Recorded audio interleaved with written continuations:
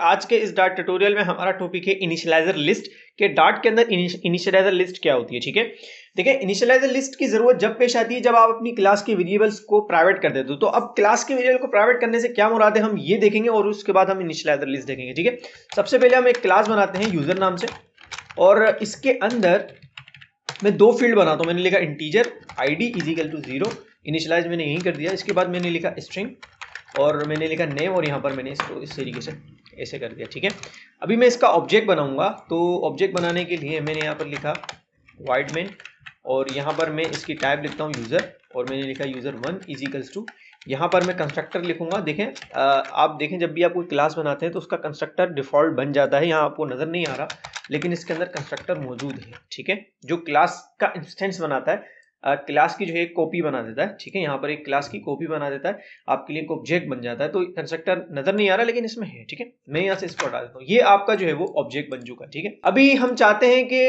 इन values को जो है वो हम इनिशियलाइज करें, मगर इसके साथ मतलब जब कोई नया ऑब्जेक्ट बनाए तो हम यहाँ पर इनिशियलाइज करें पैरामीटर के जरिए। जैसे मैं आईडी इसको 1 दे दूं और जो नेम है वो यहाँ पर मैं इसको यहाँ पर अली दे दूं, इस तरीके से ये बने और यहाँ पर इसको वैल्यू मिल जाए। इसके लिए हम कंस्ट्रक्टर बनाते हैं। यहाँ पर मैंने लिखा यूजर और मैं यहाँ पर इन सबको ऐसे करके इनिशियलाइज कर देता हूँ। मैंने लिखा दिस डॉट आईडी और यहाँ पर इसी तरीके से दिस डॉट नेम। तो जो वैल्यू मैं यहाँ दूंगा वो इनके पास आ जाएगी। यहाँ पर मैं प्रिंट लेता हूँ और प्रिंट के अंदर मैं यूजर1 को लेता हूँ और यहाँ पर मैं आपको दिखाता हूँ जो मैंने ऊपर वैल्यू इनिशियलाइज की है वो हमारे को यहाँ मिल जाएगी।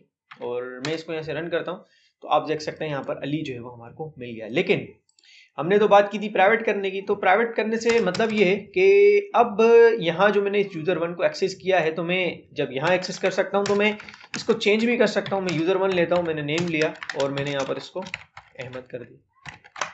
अब मैंने जो इनिशियलाइज किया था अली, अब वो क्या हो गया, अहमद हो गया। अभी यहाँ पर मैं रन करता हूँ तो आप देख सकते हैं क्या हो गया, नेम इसका अहमद हो गया। मैं चाहता हूं कि ये ऐसा ना हो, तो ऐसा ना होने के लिए मैं इसको प्राइवेट कर दूंगा। प्राइवेट कैसे करते हैं, डार्ट के अंदर हम किसी भी फील्ड को प्राइवेट, जैसे वो एक्सेस ना हो क्लास से बाहर, तो उसके लिए हम क्या करते हैं यहाँ पर अंडरस्कोर लगा देते हैं। सॉरी, क्लास से बाहर एक्सेस ना हो मतलब इस फाइल से बाहर एक्सेस ना हो। अगर कोई वेरिएबल आप प्राइवेट करना चाहते हो तो आप अंडरस्कोर लगा दोगे तो उससे वो वेरिएबल आपका प्राइवेट हो जाएगा। मगर एक चीज आप याद रखिएगा, इसका मतलब ये होता है कि वो इस फाइल से बाहर एक्सेस नहीं होगा। ये जो फाइल मेरे पास नजर आ रही है यहाँ तो एक्सेस हो जाएगा, आप देख सकते हैं यहाँ जो एक्सेस हो जाएगा, लेकिन अगर मैं इस फाइल से बाहर जाऊंगा तो वहां एक्सेस नहीं होगा, जिससे ये प्राइवेट हो जाएगा। ठीक है, अभी मैं एक नई फाइल बनाता हूँ। मैंने यहाँ लिखा 63 और मैंने यहाँ लिख दिया यूजर डॉट डार्ट करके मैंने एक फाइल बनाई है और इस फाइल के अंदर मैं ये यूजर लेके चला जाता हूँ। ठीक है, यूजर में इस फाइल में लेके चला गया हूँ और यहाँ पर मैं इस फाइल को इंपोर्ट करता हूँ। तो इंपोर्ट हम कैसे करते हैं, इस फाइल को यहाँ यूज करने के लिए मैं लिखूंगा इंपोर्ट, मैंने लिखा 63 और ये फाइल मैंने इंपोर्ट कर लिया। देखिए ऑब्जेक्ट तो बन रहा है लेकिन मैं उसे एक्सेस नहीं कर सकता, उसकी फील्ड को मैं एक्सेस नहीं कर सकता। आपको मैं दोबारा दिखाता हूँ। देखें यहाँ पर आपके पास वेरिएबल मौजूद है। ठीक है, मैंने ये प्राइवेट कर रखे, ऑब्जेक्ट तो बन रहा है। ठीक है, लेकिन मैं अगर इसको एक्सेस करना चाहूँ तो यहाँ देखें कोई सा भी मेरे को वेरिएबल एक्सेस नहीं हो रहा है, क्लास की फील्ड कोई सी भी एक्सेस नहीं हो रही है। ठीक है, तो ये हमने कर दिया है प्राइवेट। ठीक है, अब हम इनिशियलाइजर लिस्ट की तरफ जाते हैं। यहां पर देखें अब मैंने बोला कि यार ये तो चलो ठीक है, अब मैं नेम पैरामीटर करना चाहता हूं। मतलब मैं चाहता हूं कि ए से आईडी, मतलब आईडी वेरिएबल इस तरीके से आ जाए और नेम जो है वो इस तरीके से आ जाए। ठीक है, तो ऐसा करने के लिए मुझे नेम पैरामीटर करना होगा। तो नेम पैरामीटर मैं करता हूं, मैंने यहाँ पर कर्ली ब्रेसेस लिए और इसके अंदर मैंने इस तरह से लिखा, यहां पर मैं रिक्वायर लगा देता हूं और यहां पर भी मैं रिक्वायर लगा देता हूं। ठीक है, तो ये तो यही एरर आ गया। अब ये क्या कह रहा है, यहाँ पर ये कह रहा है कि हम देखते हैं यहाँ पर name parameter can't start with N underscore. Name parameter जो है वो अंडरस्कोर से स्टार्ट नहीं हो सकते। इसका मतलब हमें यहाँ से हटाना होगा, हम यहाँ से हटा देते हैं इस तरीके से। अभी यहाँ आगे देखते हैं, अभी भी वही मसला है, यहाँ पर वही मसला है। अब हमने बोला कि यार इसका हल क्या है, इसका हल है इनिशियलाइजर लिस्ट। क्या हल है इनिशियलाइजर लिस्ट? क्या होता है कि यहाँ पर आप नए पैरामीटर्स बनाओगे जिसका ताल्लुक क्लास से नहीं होगा। ठीक है, तो हम यहाँ से इसको यहाँ से हटा देते हैं, यहाँ पर लिखते हैं इंटीजर आईडी और इसको भी यहाँ से हम हटा देते हैं ताकि हम क्लास के जो है वो उसको यूज ना कर सके। हम नए पैरामीटर यहाँ बनाते हैं स्ट्रिंग नेम। ठीक है, अब हमने यहाँ पर 2 बना लिए हैं। अब हम यहाँ आके चेक करते हैं, देखें यहाँ पर एरर चला गया है, तो ये हमारा कंस्ट्रक्टर बन चुका है। ठीक है, अभी यहाँ पर हम चेक करते हैं कि यहाँ पर हम कोई एक्सेस नहीं कर पा रहे हैं, ठीक है। अब यहाँ पर लेकिन एक मसला यहाँ पर है, वो मसला हम जब भी देख सकेंगे जब हम टू स्ट्रिंग के मेथड का यूज करेंगे। हमने टू स्ट्रिंग लिखा और यहाँ पर हम जो है वो रिटर्न करने वाले हैं, तो मैं यहाँ पर डबल कोटेड लिख के डॉलर लगाकर आईडी को एक्सेस करता हूँ और एंड डॉलर लगाकर मैं यहाँ पर नेम को एक्सेस करता हूँ, ठीक है।